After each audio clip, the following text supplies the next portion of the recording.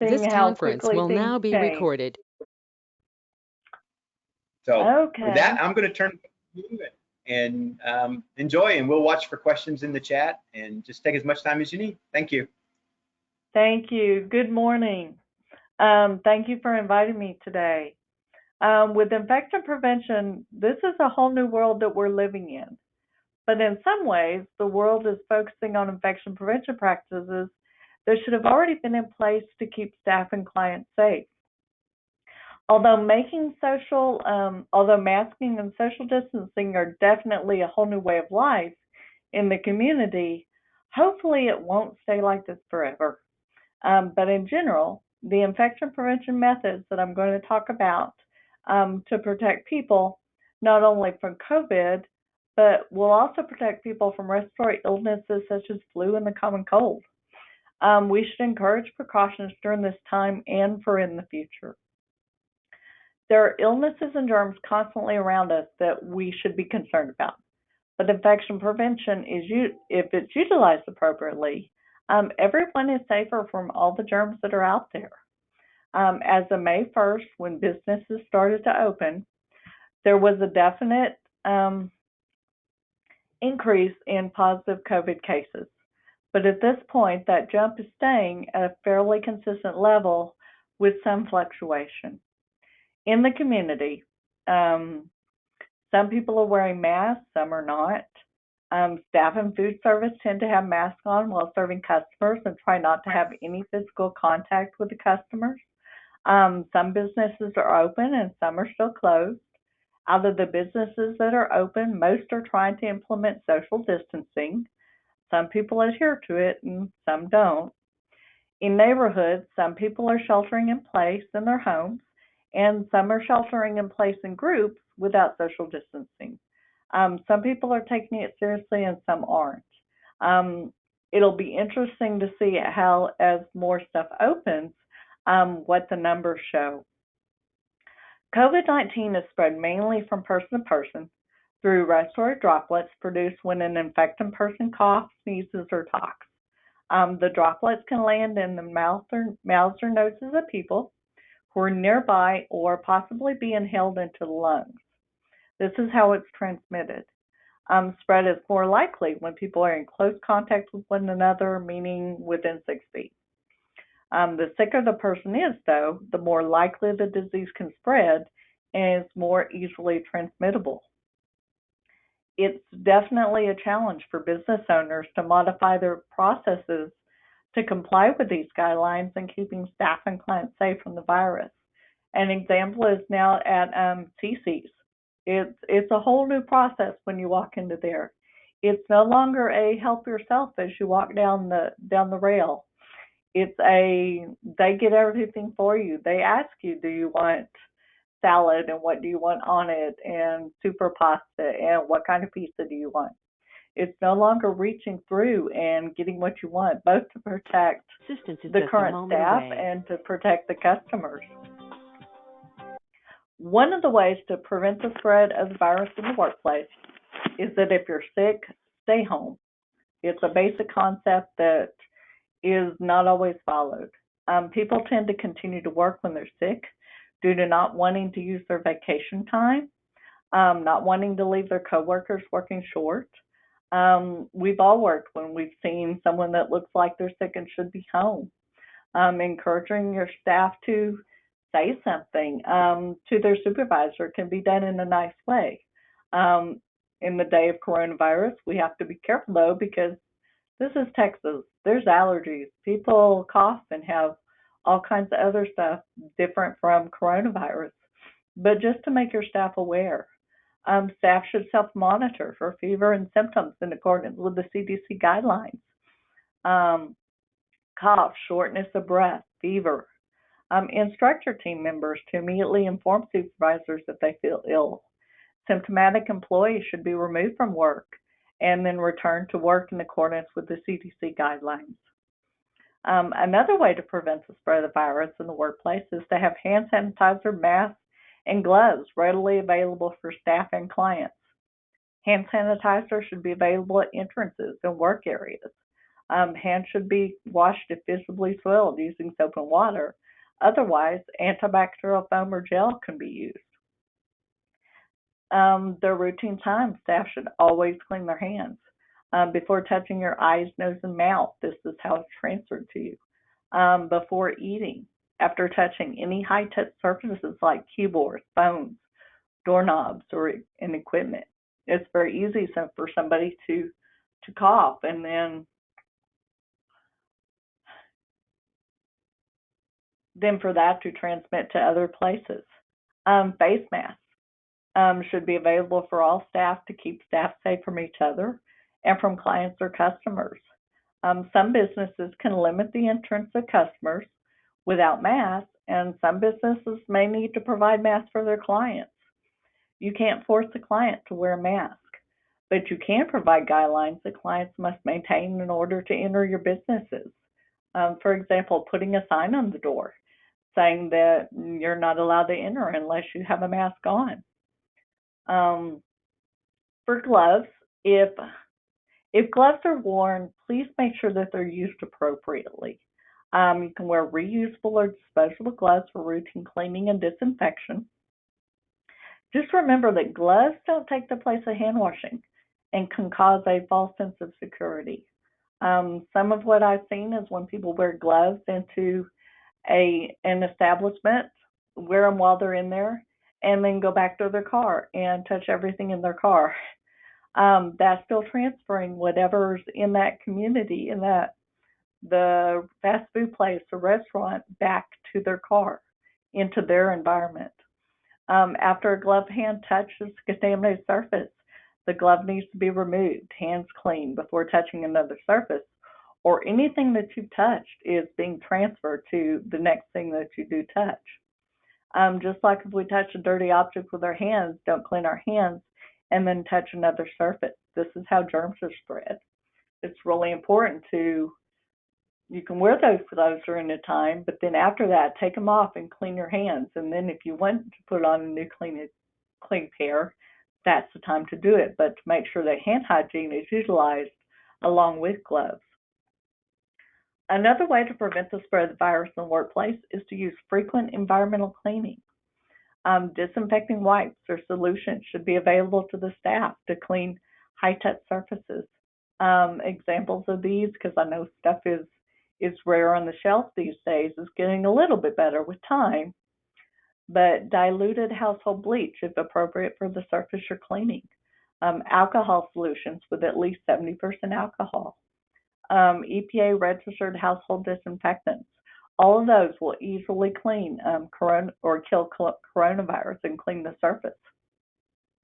Encourage or set routine times for cleaning of surfaces in your establishments.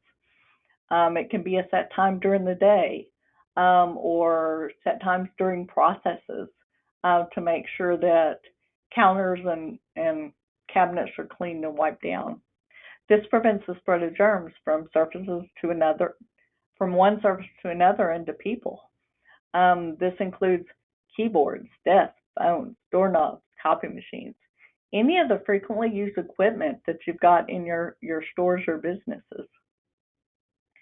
Another way to prevent coronavirus is by social distancing, limiting face-to-face contact. And this is actually, I think, one of the hardest things to maintain. This can be done by marking floors so people know how far apart they should be, by closing tables in restaurants or community areas like break rooms, by limiting the number of people in a space. For example, like in a bakery, they actually had a person at the door monitoring how many people were allowed into the space, and everybody else, you waited outside until it was your turn to go in. Restaurants doing the same thing with the 25%, knowing what their capacity is, and when people enter, telling them that they'll need to wait or come back before they're allowed to come in. Appropriately spacing chairs and tables 6 feet apart in a space helps to keep people from being too close together. Using virtual meetings like we're using now, using Teams, Zoom, or Google for meetings or consultations.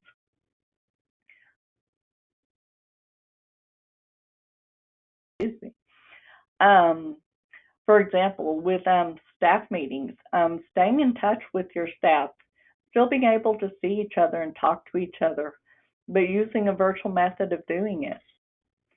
Another method for social distancing, using touch-free or paperless protocols.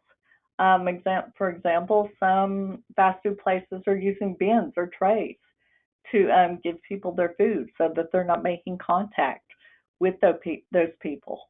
The only thing with that is making sure that those bins and trays are wiped down in between customers. Because yes, using the bins with clients protects the restaurant staff or the fast food staff, but we also want to protect the people that are reaching into those bins by making sure that they're clean in between each person. If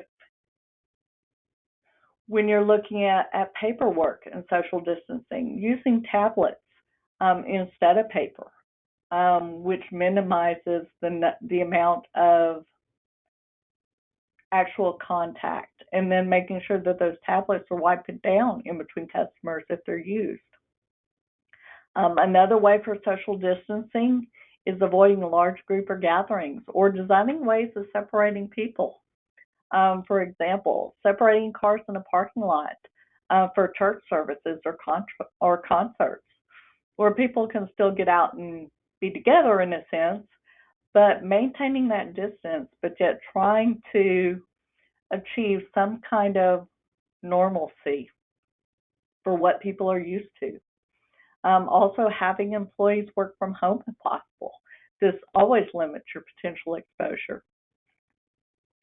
As far as what will the medical community think the new normal will be, at this point it's difficult to determine due to the varying thoughts and opinions of people in the pandemic.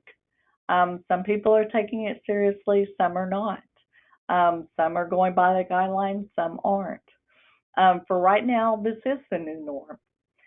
Businesses along with the hospital will focus on masking, social distancing, hand hygiene, and environmental cleaning, and should never actually stop focusing on hand hygiene and environmental cleaning to prevent the spread of all germs. This should always be the norm.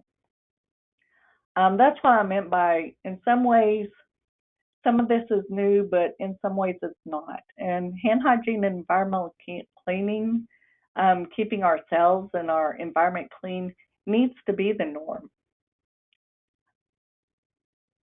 Hopefully, the concern for infection prevention won't decrease as the concern for COVID decreases. Some people and businesses will continue to follow the recommended guidelines. Some will try to comply, and some people will eventually, be honest, grow tired of masking and social distancing. People are social. Social distancing will be difficult to comply with for a long period of time. But it's our responsibility to try and help our staff to feel as part of the team during these unusual times, using virtual methods and social distancing in person. A year from now, COVID might be looked at like flu or measles. COVID spreads more efficiently than flu, but not as easily as the measles. There is a vaccine that looks promising that's passed phase 1 of clinical trials. It has 2 more phases to go. They hope to start phase 3 as soon as July, but it's still going to be a little while until the process is complete and it's widely available on the market. Several companies are currently working on a potential vaccine. But during this time, please continue to focus on the infection prevention practices in your business and community, but both for now and for in the future, to help keep everybody safe. COVID definitely is the top of on everybody's minds. Our ultimate goal, though, should to prevent all respiratory illnesses and do what we can to always keep our staff safe from the germs that are out there. When it comes to the spreading of infection and preventing transmission of organisms, we're all definitely in this together every day to help keep everybody safe. Thank you for your time. Thank you, Sonja. That was great information, and I appreciate your time this morning.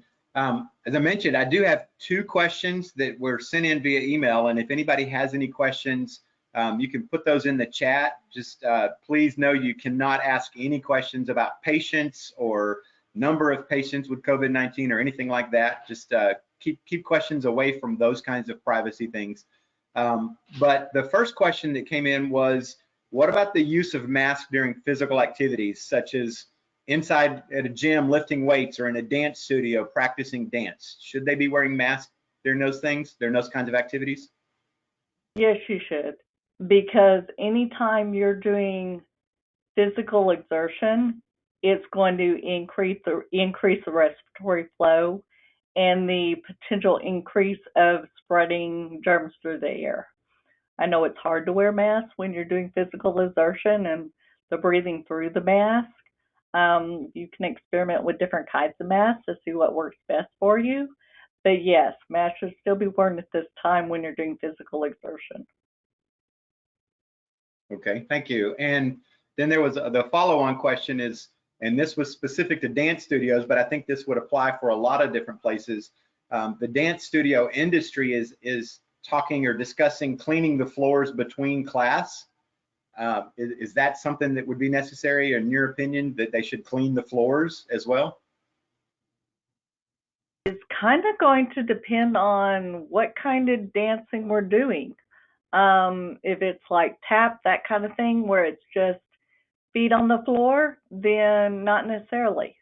But if we're talking more like jazz or gymnastics where you're on the floor, then yes, it would be recommended. Okay, that makes sense. Does anybody else have any questions? Not seeing any in the chat, and no one seems to be speaking up. So I did record this. We'll make this available. We'll have this on the Chamber website. It'll be on our YouTube account once I get it downloaded and I can upload it there, and we'll send out that notification. But thank you, Sonja, again. Thank you, Debbie, for helping us get this set up. I see her on the call.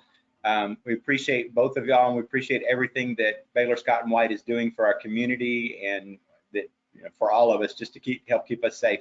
So thank you. Y'all have a great day. Thank you. Bye-bye, everybody.